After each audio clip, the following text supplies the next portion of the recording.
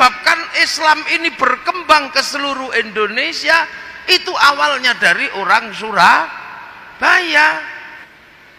Namanya siapa? Raden Rahmat Sunan Ampel.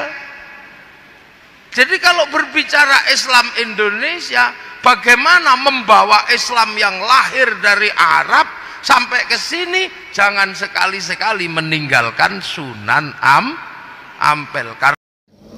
Assalamualaikum warahmatullahi wabarakatuh. Halo semuanya, apa kabar? Semoga kalian baik-baik saja dan sehat selalu ya. Mari kita belajar sejarah bersama guru kita yaitu Gus Muafiq. Dan di sini kita akan belajar tentang sejarah Sunan Ampel yang menyebarkan agama Islam di tanah Jawa. Untuk lebih jelasnya, mari kita simak bersama video dari Gus Muafiq. Hari ini Islam Indonesia menunjukkan kekuatannya menjadi Islam terbaik di dunia. Ketika Islam yang ada di Suriah runtuh, ketika Islam yang ada di Afghanistan runtuh, yang ada di Eropa musnah, kekuatan Islam terbesar hari ini ada di Indonesia.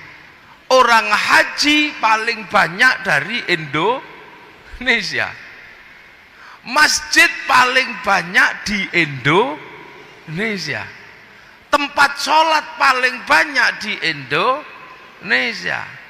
Orang hafal Quran paling banyak Indonesia. Nah, ini jadi pertanyaan orang. Ketika Islam Suriah mengalami keruntuhan, Afghanistan runtuh, Eropa sudah hilang, yang di sini mencuat tumbuh subur menjadi inspirasi Islam dunia. Lah, semua orang bertanya, apa yang terjadi dengan Islam Indonesia? Akhirnya orang-orang ini datang ke sini pengen tahu ada apa, Islam kok begitu kuat. Begitu nyampe sini, peneliti Islam kaget. Kenapa? Karena seluruh peneliti Islam pasti belajar Islam bermula dari Arab. Begitu keilmuannya mumpuni tentang paham Islam semuanya versi Arab, masuk ke Indonesia bingung. Kenapa? Mencari musola tidak ada, ketemunya langgar. Mencari kalimah Allah ketemunya pangeran. Sudah paham pangeran Allah, kaget karena ternyata ada manusia namanya pangeran Diponegoro. Kaget lagi. Ini cari Allah pangeran, kaget lagi ada yang nyebut Allah sing ngecet Lombok. Mencari syaikhun ustadun, di sini tidak ketemu. Ketemunya kiai. Begitu memahami bahwa kiai adalah pemimpin agama, terus disimpulkan bahwa di Indonesia yang namanya pemimpin agama adalah kiai. Tapi begitu belajar di Indonesia jadi kaget karena ternyata yang namanya kiai bukan hanya ulama, ada tombak namanya kiai, tombak kiai pleret. Bahkan ada kebun namanya Kiai Selamet. Simbol Islam itu sebagian besar adalah jubah. Begitu masuk ke sini, ketemunya orang tidak berjubah. Jubahnya dipotong, yang bawah jadi sarung, yang atas jadi baju takwa. Kalau masih kainnya sisa jadi serban lah.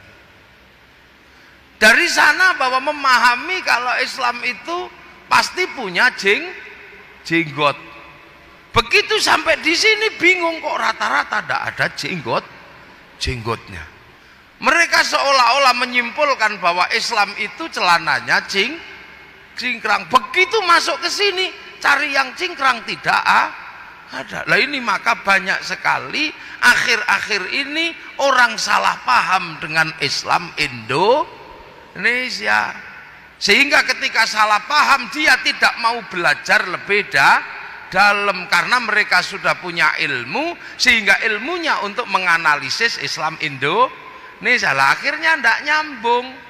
Akhirnya ketemu kulitnya Islam Indonesia. Tapi coba nanti kalau sudah belajar dengan sangat dalam, mereka akan tahu. Apalagi kalau belajarnya ke Surabaya. Karena biang keroknya Islam itu awalnya dari Surabaya.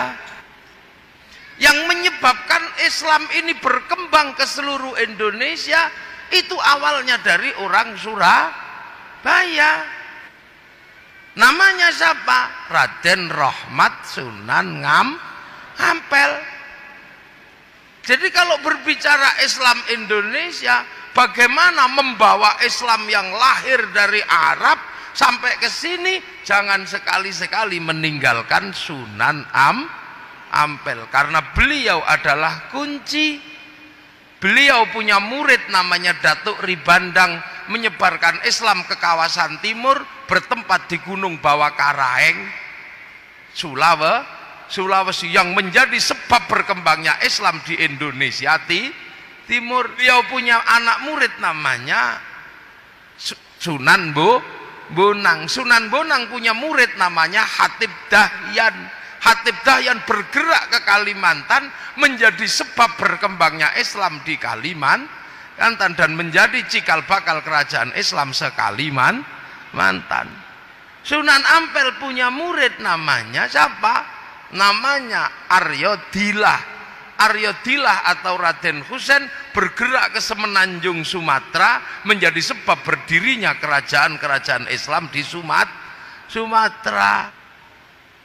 Sunan Ampel punya anak namanya Sunan Bonang. Sunan Bonang punya murid Sunan Kalijogo, yang menjadi sebab berkembangnya Islam ke seluruh pedalaman pulau Jawa. Nah ini yang kadang orang tidak mau mempelajari ini, makanya kadang pangling dengan Islam di Indonesia. Islam datang pertama keluar dari Arab, ya. Keluar dari Arab setelah Rasulullah, yang paling jauh itu bergerak ke Basrah. Basrah itu sekarang Irak. Siapa yang ke situ? Yang ke situ Sayyidina Ali bin Abi Thalib. Nah, begitu Sayyidina Ali ini bergerak ke Basrah, jadi gubernur di situ, orang Basrah sangat berterima kasih. Sebab apa? Orang Persia adalah orang terbaik sebelum Rasulullah, bangsa yang paling beradab sebelum Rasulullah, tapi kalah pamor ketika Rasulullah lahir. Maka orang Persia sangat menginginkan Rasulullah untuk datang ke Persia. Tapi Rasulullah nggak datang ke sana, yang datang menantunya namanya Sayyidina Ali. Akhirnya Raja Persia namanya Raja Rustam besanan sama Sayyidina Ali, ngambil menantu Sayyidina Husain. Karena Raja Rustam ini masuk Islam, yang sebelumnya beragama Majusi. Lah orang Majusi itu punya Tuhan api. Tuhannya ditaruh di bangunan yang sangat tinggi, namanya Manaro. Setelah masuk Islam, bangunan tingginya masih, tapi apinya dibuang. Akhirnya punya Manaro di depan masjid. Sehingga orang melihat ini masjid ada Manaronya, kok bagus.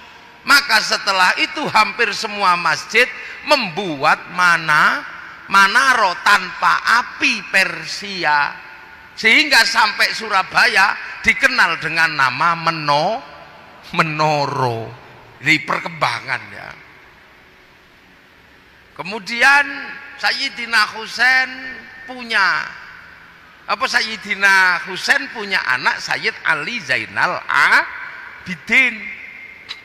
Sayyid Ali Zainal Abidin ini adalah orang yang selamat dari perang antara Yazid bin Muawiyah sama Sayyidina Husain. Seluruh keluarga cucu Nabi meninggal pada tanggal 10 Muharram. Meninggal semua, tersisa satu, namanya Sayyid Ali Zainal Abidin. Lah ini maka kemudian Sayyid Ali Zainal Abidin ini bergerak keluar Arab. Punya anak namanya siapa? Punya anak namanya Sayyid Muhammad Baqir. Sayyid Muhammad Baqir semakin jauh dari Arab keluar bawa Islam.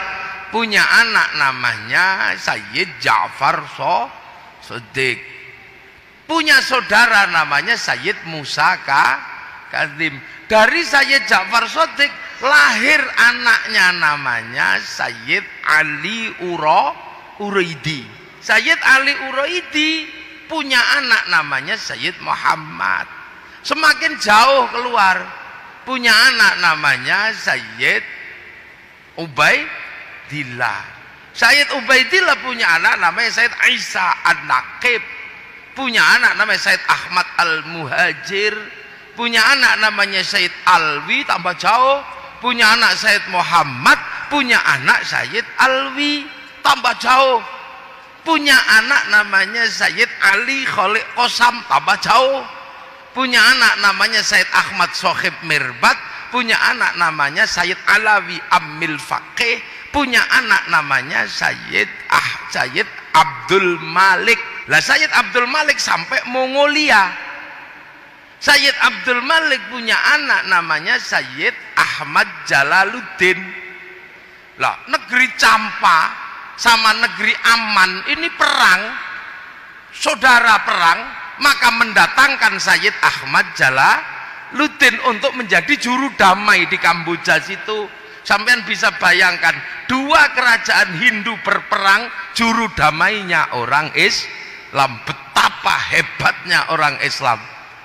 Wong Hindu tawur kok juru damainya orang Islam. Begitu rukun kerajaan diberikan pada Sayyid Ahmad Jalaluddin. Punya anak namanya Sayyid Muhammad. Punya anak namanya Sayyid Jamaluddin Al-Husaini Al-Kabir. Turun ke tanah Jawa. Dikenal dengan nama Syekh Jumadil Kubro.